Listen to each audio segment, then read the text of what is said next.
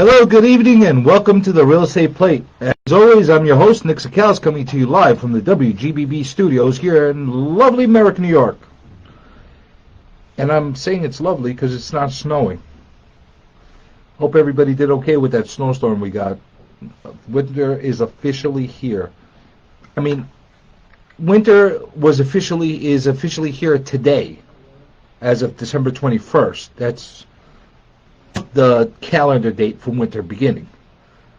But winter really came in when we had that snowstorm, especially here in New York. I don't know how it is in the rest of the country, but here in New York, we're definitely getting that. So we barely got ourselves started on time. Traffic again. Typical New York afternoon on a Monday night. But that being said, I wanted to jump into a bunch of stuff. And one of the things that I really wanted to get into, but actually, you know what, before I really get into everything, I'm basically going to give everybody another reminder of the Amazon gift card giveaway. Now, we're still doing this until the end of the year, and it applies to all our YouTube videos. For every 100 likes, we will have a drawing. Now, in order to be eligible for that drawing, you would have to not only like, but you would have to either put a comment down or send a screenshot to realestateplateradio@gmail.com. The reason for that is because I would not be able to know who actually liked or didn't like the video, because in YouTube you don't have that opportunity. And on Mondays, when we're doing the live stream, that applies to Facebook as well, but you don't have to go through that second step, because I could tell who liked or who didn't like the videos on Facebook. So good luck to everybody. Hopefully you have a lot of winners. It's going to be a $25 gift card for every 100 likes, up to 5 winners per video. So I'm thinking that we're going to have some happy people by the end of the year. Drawings are going to happen probably the first, second or third day of the next year. That being said, 2021 is almost here. Is everybody ready? What's everybody doing to build up for 2021? How are you going to build yourself up and get yourself ready for this upcoming year of not only uncertainty, but also a year of a lot of anxiety and overall turmoil? We're gonna see something going on right now, on all different levels. That's going to be a whole different world that we've been exposed to. And I know 2020 has been quite a different year, and it's been quite a different type of lifestyle. Everybody's had to adapt. Everybody has had to change their mindsets as far as how to live their lives on a daily basis. The pandemic we're going through has really rattled a lot of people. But what has happened in the meantime, opportunists have arisen. We're seeing that through politics. We're seeing that in the business landscape. We're seeing that in a lot of different parts of our business world and our social world. And it's very, very disheartening. Now, a lot of real estate agents love to speak and take a stance and say we're for this, we're for that, we're for pet adoption, where for putting food in the pantries or homeless people were putting this as a unified effort. They try to take that. And these are really nice PC type of things that are very socially accepted. And they should continue to do these things. And they should continue to try to do the right things for people. But on an individual basis, I don't see enough people taking a stance and picking a fight, a battle, a specific type of agenda that they really are behind and could stand for. And I find that a little bit hypocritical. And I don't like to be a hypocrite. So, over this past few months, especially since we started off these live shows again, I've been advocating for landlord rights under this eviction moratorium that we're dealing with, under a lot of the stuff that we're dealing with. And I'm going to continue doing that. And I'm going to continue being an advocate for landlords. And I know it's not a popular type of thing to get behind. There's a lot more tenants out there than there are landlords out there. But at the same time, just because there's more tenants out there doesn't mean that landlords should be treated subhuman and have all their rights taken away.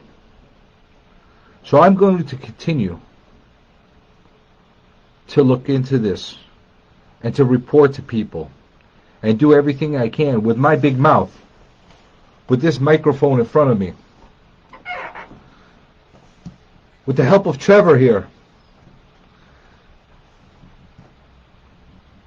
of voicing out all the injustices that are happening and hopefully rally enough people to come to this understanding that something has to change.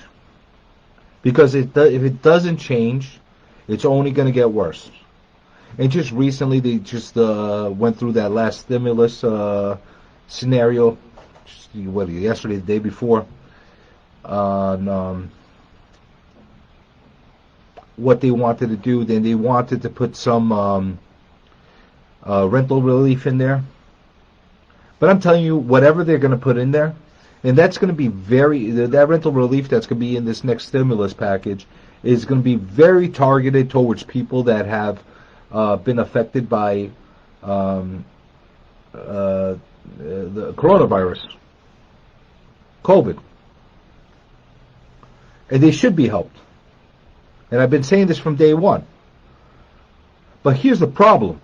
With the eviction moratorium that they put in place, especially in places like here in New York, that are just a blanket moratorium, that basically took away every single ability of a landlord being able to earn a living, and every single ability to be able to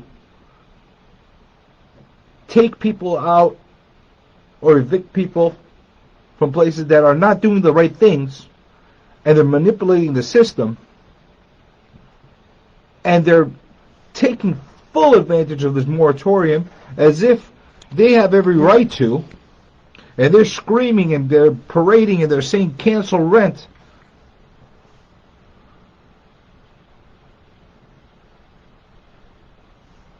These landlords are in a very bad situation. And that was not self-inflicted.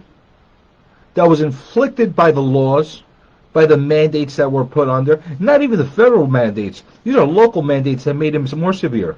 Because in other states, it's not as bad as it is in New York. Sorry, California. I know you guys got it pretty bad. But here in New York, it's pretty bad. And I'm going to continue talking about these things. And I'm going to continue telling people about what is happening. I'm going to give my opinions. I'm going to give my advice. And whether you like it or you hate it, I'm going to keep doing it. because somebody has to. And that's my pledge to the public. That's my pledge to the viewers. That's my pledge to my subscribers. That I'm going to keep standing up for something. I'm not going to be a hypocrite. I'm not going to be that guy that just gives lip service to people. I'm not. I'm sorry. I'm just not doing that. I'm going to keep doing something that is needed, and I hope more and more people join me. And I'm not going to end at only landlord rights. There's other stuff that's going on right now that's going under the radar. You know, people are talking about, you know, something that's not really well publicized right now, and you know, gotten off the radar a little bit, has been that whole Senate hearing situation with all the realtors here in New York and the brokers regarding discrimination and a lot of things that are being done that should not be done. But things are also being overlooked by just doing a blanket based on that Long Island Divided series that was given out in Newsday. And again, this needs to be addressed, and needs to be addressed the right way. But they're overlooking the big picture. They're going after individual brokers, but they're not going after the culprits, the boards, the groups that are putting these agents together and not holding them accountable, such as our realtor boards, such as MLS. I'm going to tell you something I'm dealing with right now. I can't really talk about it because I'm somewhat involved in this, but I promise you I will get involved with it later. You got a situation where you had a buyer and a broker, agent, and it became extremely toxic, extremely volatile, to the point where they're calling each other morons. And for some reason, the board that was reviewing that whole situation ignored the fact that was happening, ignored the ethical part and the professional part that was gone out the window between these buyers and real estate agents, and decided that these agents should still get compensated, still get paid, regardless of what they were doing and how they were treating their buyers. I promise you I'm going to get really detailed about this. I just can't do this at this moment. I don't know if I'll be able to give out some names, but I will tell you this. I will read the transcripts, and I will read the texts, and I will read the dialogue that was going on between these agents and these buyers, because I got full text transcripts, I got full email transcripts, and I also got full social media blasts that were put out by the agents in a very derogatory fashion towards these buyers. Now, I get it. Not all buyers are the greatest people. Not all buyers do the right thing. But as a real estate professional, as somebody that is paid to do their job and do it in the right way, you do not bring yourself to subhuman levels. And in this case, these agents that I'm talking about brought themselves into subhuman levels. And like I said, I will call them out. It's just a question of how I'm going to do it, on what platform, and in which way. So you got boards that are seeing these things, and they're basically okay with it. No problem. No problem whatsoever. Okay. You know what that does for me? It gives me opportunity to find another cause to be around. And I'm going to make sure that I know all the guidelines and I know all the bylaws inside and out from every local board, because I'm going to hold them accountable for how they conduct themselves and how they believe they are above the law. Because a lot of times these guidelines and these bylaws that these groups, these boards decide they're going to conduct are contradictory to what the real law says.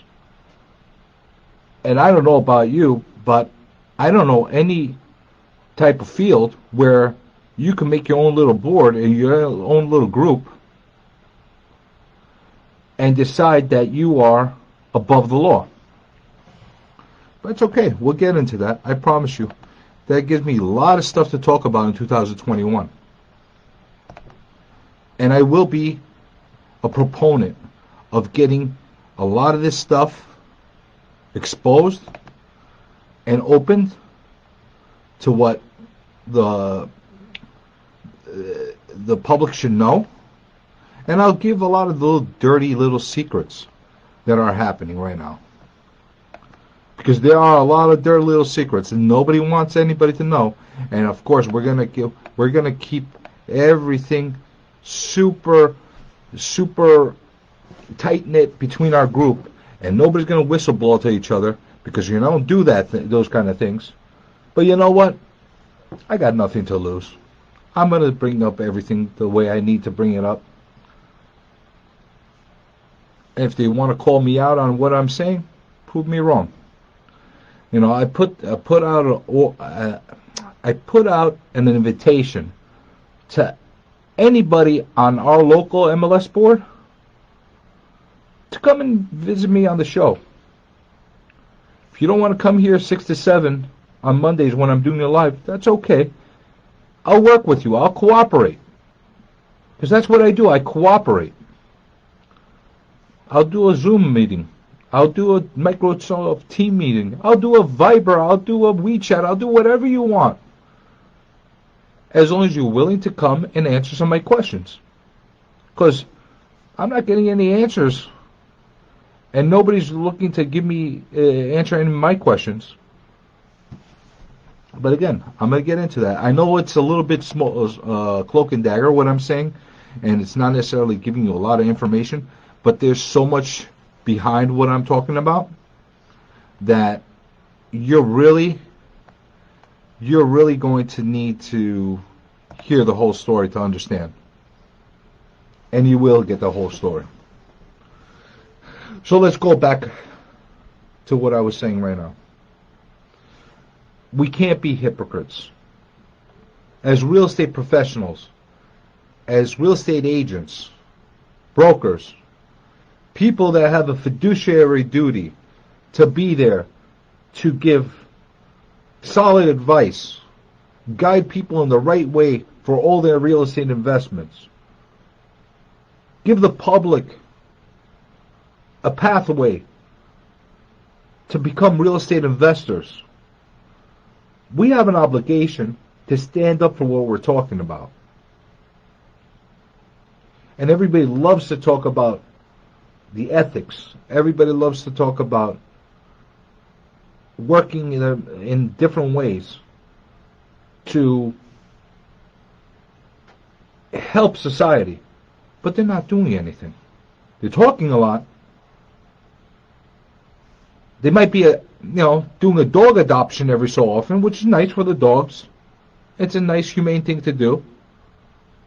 But you're not doing anything directly. You know, like I said, a lot of the stuff that I'm talking about, especially the landlord-tenant issues, the landlord right issues that I'm talking about, they're not the PC thing to talk about. They're not the popular thing to talk about. I'm talking about them because, one, I'm feeling it, because besides being a landlord, besides being a real estate agent, besides being a real estate professional, I'm a landlord as well. And I shouldn't have to be able to understand people pretty much getting crushed. Because that's what's happening right now. You're getting landlords getting crushed. You're getting small business owners getting crushed. You're getting restaurateurs getting crushed. Why? Because somebody up in the air, somebody that has all the wisdom in the world has decided that that's the way it's going to happen. Not cool. Not right. And I don't understand why more people are not talking about these things as much as it should be. I get the YouTube world. I get all the real estate YouTubers out there. There's some really big ones out there. You got the Ben Mallahs. You got the Grant Cardones. You got the Meek Kevins. Stephan Graham. Who am I missing? Rich Dad, Poor Dad. Robert Kiyosaki. You got these big guys over there that have a huge presence. And they're talking and they're skateboarding around the topic. They're not advocating for the rights. They're talking about them, they're reporting them, but they got the muscle. They got that ability to be able to grab much more of a crowd and get them to get that public to understand what is going on. I'm not sure why they're not doing that. And they really should be doing that. Yeah, I get it. You might lose some viewers. You might lose some subscribers doing that. But guess what? You actually stand for something by doing that. Did I lose some subscribers and viewers since I started advocating for landlords? Absolutely. I definitely lost some people. That's okay. I got my core group of people that are listening, that are watching. I don't care if it's 1, 5, 100, 200, whatever it is. As long as those people are being represented the right way, and I'm doing my job as far as keeping myself at the forefront of all the real issues that are happening, and actually trying to do something to make it better instead of just reporting about it, then I feel good. Then I feel like my conscience is clean. Can everybody else do that? You know, like I said, you got all these people that are online right now, and they're more concerned about selling you their seminars and selling you that get-rich-quick scheme rather than actually saying stuff that's going to be useful to you and advocating for things that need to be done. Like I said, these people have millions and millions of followers and subscribers. And just by them making one video, just one video of giving their impression of landlord rights and the injustice that's happening, they would be able to reach so many people. But they don't do it for some reason. And I'm gonna keep calling them out too, because they need to start talking about these things. Now you can tell right now I started off softly, and I'm all of a sudden getting riled up the way I normally do. By the way, I'm not sure if anybody likes these new camera angles that I have here in the studio. Decided to redirect the cameras, because one thing, I used to have it pointed from the angle from my left-hand side, and I would be able to get the window here. There you go. And then we have Trevor in the background, but he put this WGBB thing here because he doesn't want to look at my face. Jeff put it there. I didn't do it. Jeff put it there.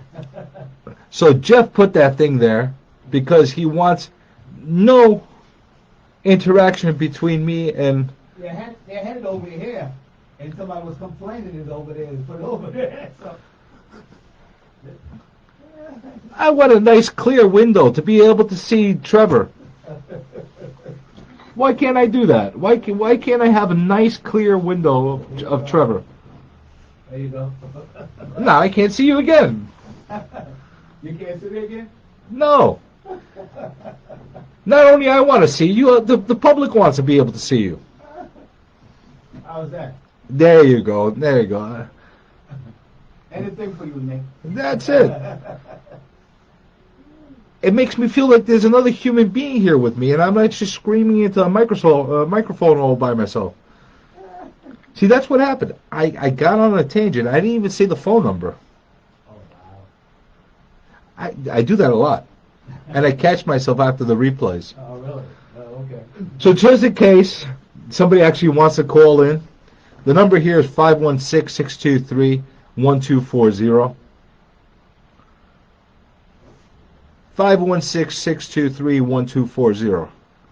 So let's go back, circle around to where we began. 2021 is coming, and I'm telling you my resolutions. Although I've already started them, I'm going to continue them, and I'm going to amplify my efforts. And my New Year resolution is to be the best possible advocate for the public on all the hard-hitting real estate topics that a lot of people don't want to touch. I'm going to make sure that I address and I talk about the things that either are taboo or company secrets that boards and groups don't want you to know about. And I'm going to let you know a lot more things down the line. I'm going to continue being an advocate for the landlords out there. I promise you, and that's going to be one of my top priorities. We're also going to have a bunch of guests coming in starting the first week of January. And we're also going to be setting up a few roundtables from people that are from around the country. And that should be interesting to give people a different aspect of what's happening in comparison to New York, to Kansas City, to Florida, Texas, California. It's going to give everybody a nice understanding of, in some places we might be working around the same way, but in other places we're having major opposite directions that the cities and states are going in. So people should want to hear that stuff, and I'm definitely going to be getting that to be more interactive. As you can see from my last video that I actually just put on YouTube, I'm getting more technologically advanced. I'm learning how to use different platforms and different type of things. So I'm evolving. I'm not one of these stubborn guys that basically set in my ways. I'm learning the technology. I'm trying to figure it out. I know the millennials would like to call me boomers, but, you know, you ever get that, Trevor? Are you a boomer? So, but you know what? I'm a Gen Xer. I'm not a boomer. So I'm not going to let myself get caught up in that. But I'm going to make sure that I continue to do everything I can to use my platform, my voice, this microphone, and maybe this one too, and at least speak for the people that don't have a voice. Now, this show right now is our last live show from studio for the year. Doesn't mean that I'm not going to do any more free-form videos that are going to be put out there. We're going to continue putting them out until the end of the year, and I promise you, you're going to have some very interesting ones that are going to be coming out relatively soon. But we're going to continue doing them up until the end of the year, and we're going to be back again live in studio on January 4th. So make sure that you put that in your calendars, because you're probably going to hear it, because we're going to have a lot of stuff to talk about at that point. Now, what else is happening? 2021 is around the corner. Everybody's got their forecasts about this housing crisis, about a real estate bubble about to burst. Everybody wants to pull out their crystal balls and talk about how the sky is falling and Chicken Little is running all over the world trying to figure out what's going to happen. And I'm going to tell you this. I'm going to tell you a little secret. Just a little secret. You want to know what that secret is? Nobody knows what they're talking about. We could all take educated guesses, but nobody's ever dealt with a situation like this. Nobody's ever dealt with an eviction moratorium that has lasted almost an entire year. Nobody's dealt with small businesses forced to close their doors for months upon end and not being able to operate and collect any kind of income. And by the way, continue to pay their expenses. Nobody's ever dealt with restaurants not only shutting their doors and not letting any indoor dining happening. Okay, maybe they're doing a little bit of takeout and that kind of thing. And some places are thriving, the ones that were already built for takeout kind of situations. But not all of them. And these places that had their doors locked down for indoor dining were told, well, if you prep the place and you get it,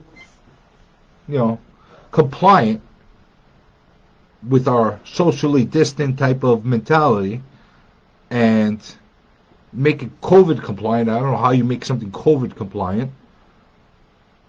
Then we're going to start to phase you in and we're going to start opening up. So they start to open up a little bit, 25%. They were supposed to go to 50%. And then boom. What happens then?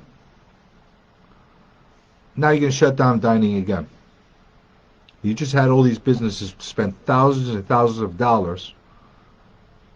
Thousands of dollars.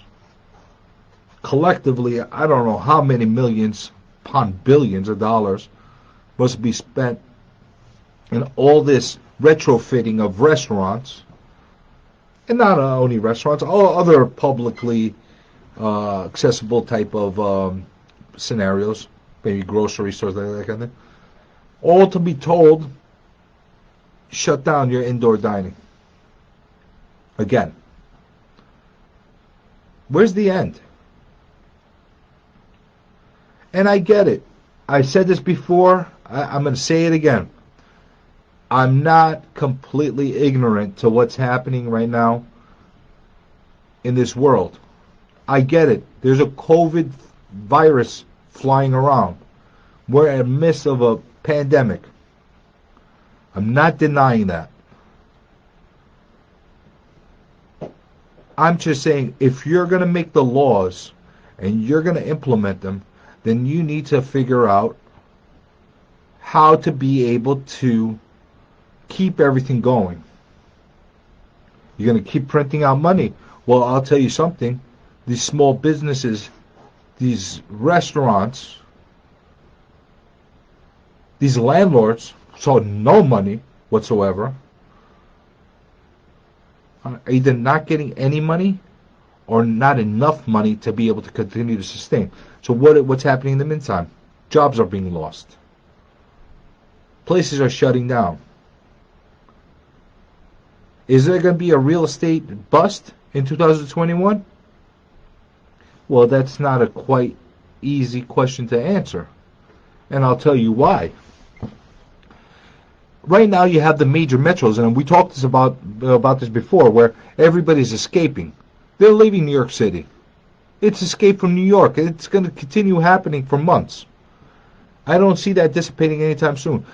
Suburbs, outskirts of cities, other states with lower populations, they're going through real estate booms.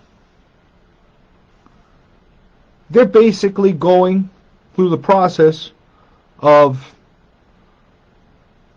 just not keeping up with the demand. There's no inventory out there. But what's happening in the meantime, the major metros are having high vacancy rates. Their inventories are starting to pile up. So will there be a real estate bust in 2021? depends what side of the equation you're in. If you're in a major metro that people are continuing to flee from, you're going to have problems. The values are just going to start dropping. If you're a commercial landlord or commercial property owner, you're going to have major problems. All these mandates have made it impossible for places to operate. And the ones that are still operating are renegotiating all their leases.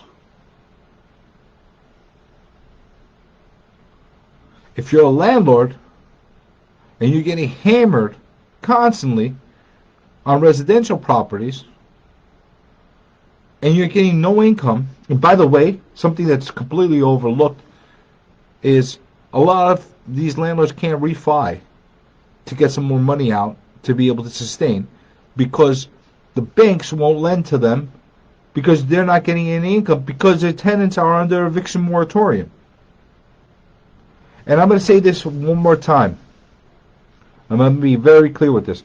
Not all tenants are bad people. There's some that are very bad people. But what happened was you had the people who were pretty decent people here that they don't have to pay rent, and they're manipulating the system. You have a lot of those people. And the funny thing is, the ones that really are being affected by COVID, and I'll tell you just personal experiences, the things that I'm seeing and hearing, they're the ones that are trying to do their best to make good, to give a little bit of time, to pay whatever they can. It's the ones that have the capabilities that are not doing so. Not all of them, but there's a big chunk of them that aren't doing that. But again, I'm not going to make this an eviction moratorium show again. This is just a wrap-up real estate plate show. And I'm just giving my ending thoughts of the year going into 2021.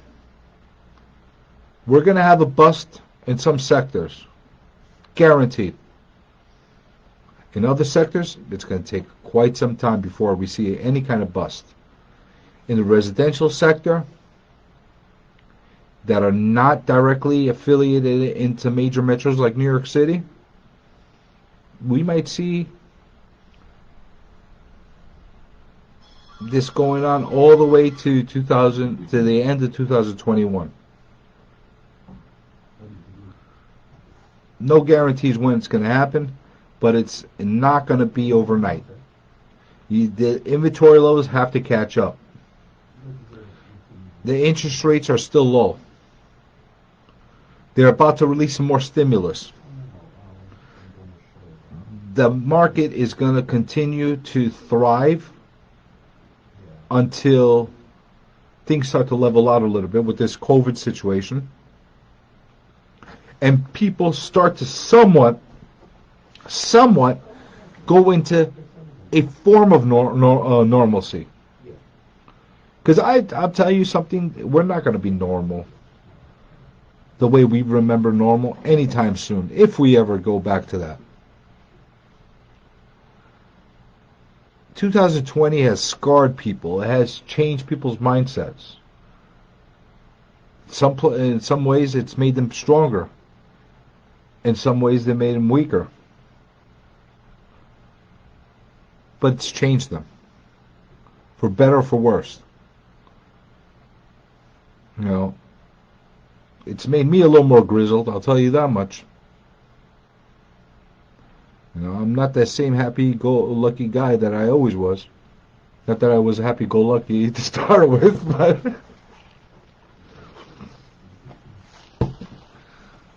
but all joking aside, we are looking at a situation where it's an ever-changing world. And the thing that's really bad right now, and I've hinted this in the past, is that there's a lot of scams happening right now. there's a lot of people taking advantage of people in a really, really bad way. And I want to make sure before I sign off today that I at least make everybody aware of some of the things that are happening. Because the vultures are out. The vultures are circling around right now. And they're just looking for their bodies to eat. The vultures, the coyotes, or whatever you want to call them, they're out. How are they out? Well, I'll tell you in a couple different ways. First off, let's start off with the landlord, since that's been my thing. They're going to beaten up landlords that are at the point of financial ruin or bankruptcy, at the point where they just don't have any more money to sustain, and they're trying to take their properties for pennies on the dollar. And in some cases it's happening because the landlord just has no choice at that point. And all that you want to do is try to keep their credit somehow solvent. That's happening.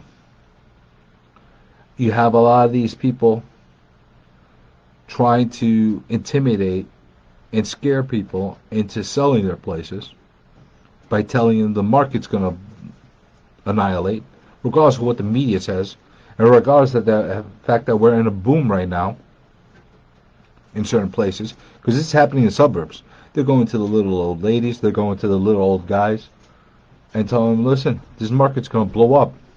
We'll buy your house now for cash. No questions asked.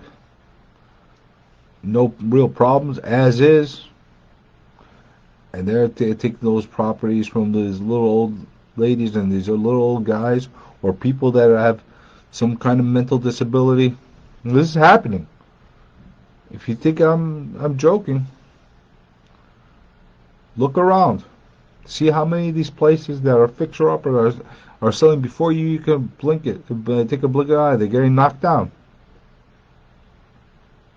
They're coming around. They're bullying. Not that everybody that's buying these houses this way are doing that. Don't get me wrong. You know, you have plenty of investors that are going around and giving fair market value to people and doing the right thing. You know, obviously they still have to make some money, but at the same time, they're giving a fair number out there. It's not everybody, but you have a lot of them that are really, really using the intimidation factor, the scare factor, and it's not good. It is not good. And another thing that's funny is there's supposed to be a halt on all cold calling. Well, I'll tell you, just on my personal experience, I'm getting a lot of cold calls. I can't even tell where they're coming from. Half the time, they're coming in different languages. I get called almost every single day from weird numbers left and right that are masked with like 917 numbers and 516 numbers and 718 numbers or whatever the case is, and they speak to me in Chinese. I don't know if I look Chinese or if they have the impression that I speak Chinese. I do a lot of business with Chinese people, but I don't speak Chinese. But they are calling me in Chinese. And in the beginning, I'm like, it's the wrong number, whatever the case is, but it became routine, and I'm getting the same calls over and over again. So one day, I actually saved it. I recorded the call when they called me, and I played it for somebody that speaks Mandarin, and she translated it to me, and they're basically trying to scam people. That's, come on. And they're getting away with doing these calls because you can't trace where the calls are coming from. You can't even report these people. I get them too. You get them too? Speaking a whole bunch of Chinese, I don't know what's going on. I have no idea what's going on. I think it's like 3-4 calls right there in each other. It's nuts. And we're not the only ones. I've been hearing this coming from a lot of people. And it's a scam.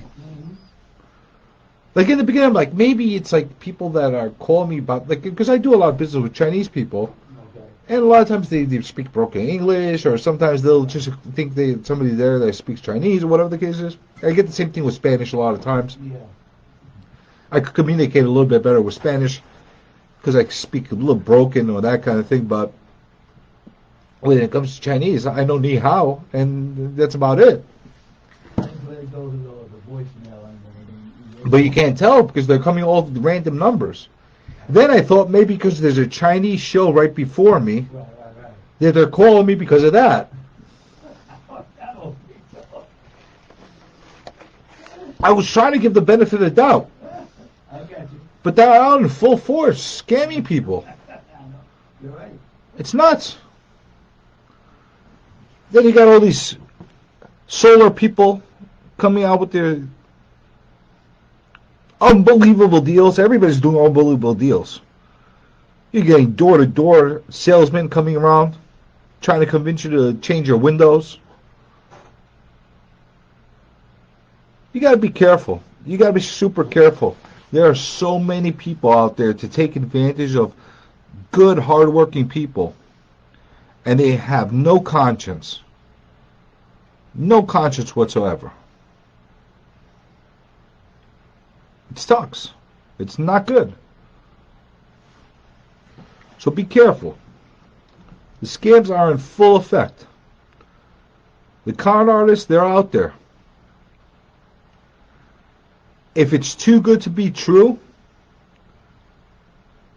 more than likely it's not true. The words to live by. You should definitely be doing your own due diligence. Should be doing your own research.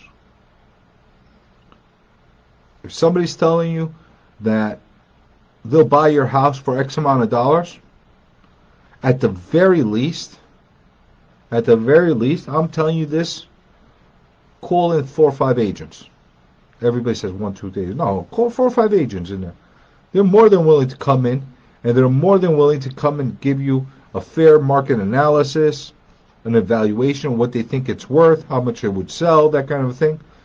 And you take a nice blended number, and you figure what your value is. And then you could entertain that offer that you receive from that person before you accept it. And the reason I say 4 or 5 people and not 2 or 3 people is because a lot of people, especially in this market and the lack of inventory, are going to over exaggerate what your value is and try to give you false expectations of how much you're going to get, because this is happening a lot. You have a lot of agents out there that are, we call this buying the listing in the industry, where they're basically asking the buyer, the seller is asking for a lot of money, and the agents are saying, yes, we'll get it for you. We'll get it, when they know very well that they can't get that kind of number for them. But they get it, they tie them up in the contract, and they're hoping that maybe a miracle happens and some nut comes off the street and buys it for what they're asking for. Doesn't happen that often. It happens. Once in a blue moon, you get something crazy like that happen.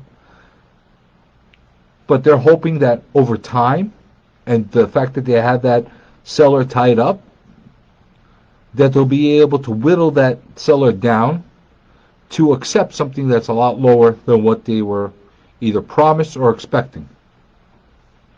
It's happening all the time. I've had to pass up on multiple listings over the past few months because sellers had different expectations of what they believed they could get. And what happened was an agent came in there and said, yes, I'll get you $2 million for your $1 million house. Good luck. Those are the only houses that are sitting on the market forever right now and not selling. Everything else is going less than a month. If it's priced right, it's going less than a month. If it's not going in less than a month, There's either some kind of background thing that's going on that's delaying it, some kind of issue, some kind of title problem, some kind of this. That happens. Some kind of discrepancy. Or, the more common thing, it's grossly overpriced. That happens. So, beware. Beware. That's why I say 4 or 5 people pick out, because you'll at least get 2, 3 people that will give you, or at least I hope that would be the case, that would give you solid fundamental analysis on the place and back it up with comps and justify why they're coming up with those numbers to you. You know, and compare apples to apples. Me comparing 6-bedroom houses to 3-bedroom houses is not doing any justice to anybody. And that happens. They do that. I promise you. It's just one of those things. And there's so many other things that are happening right now. But don't let yourself get scammed. And here's the thing. I know we're going to have a long holiday. So I'm going to put out my email again. It's realestateplateradio@gmail.com. If you have any questions, if you need a couple of little pointers or that kind of thing, email me. I'll do what I can to answer your questions as quickly as possible. Faster way to get to me would probably be through one of the videos or through direct mails on either Facebook or YouTube or Instagram. You'll be able to get me there. But you want to make sure that you're heading in the right direction. So, like I said, I'll do the very best I can to help guide you. And you don't even have to be from my area. You don't have to be from New York or Long Island or Queens, Brooklyn. You don't have to be from here. If it's a straightforward real estate question, I'll be able to help you. And if I can't help you, at least I'll be able to find somebody in your area that can give me the answers or give you the answers. So I'll do my best to help everybody. Like I said, my promise and my resolution will be going into 2021 to be a full advocate for everybody out there in the public on all real estate matters. Unless you want to be cancel rent. And I'm not going to be an advocate for that. Sorry, guys. That's something I'm not into. Hate me. Do whatever you want. And again, one more time, I'm going to say this to all you real estate YouTubers out there, the big boys. Take a stance. You all say that you're investors. You all say you're landlords. Then fight for it. Because you're going to be affected just as much as everybody else. I promise you. You might even be affected more. Before you figure out, unless you're so happy about that revenue that you're getting from your social media and you don't care about real estate anymore, then, you know, I can accept that. But at least be honest with yourselves. And stop giving advice out there to people when the circumstances are not helping them. Because you could give all the real estate investing advice you can, but once you cut off the valves of all revenue, it means nothing. So I'm going to keep advocating. I'm going to keep reaching out to a lot of the other social media YouTubers out there, and hopefully some of them will get involved. I'm hoping. But on that note, looks like we're at the end of the show. I'm going to take a second to wish everybody happy holidays. Have a very Merry Christmas. I'll be back with other videos and through social media before the year's end. But to all the radio people out there, have a very, very Merry Christmas. Have a Happy New Year. Happy holidays. Stay safe. Stay warm. And reach out to me with any questions you have. Have a great night. See you next year.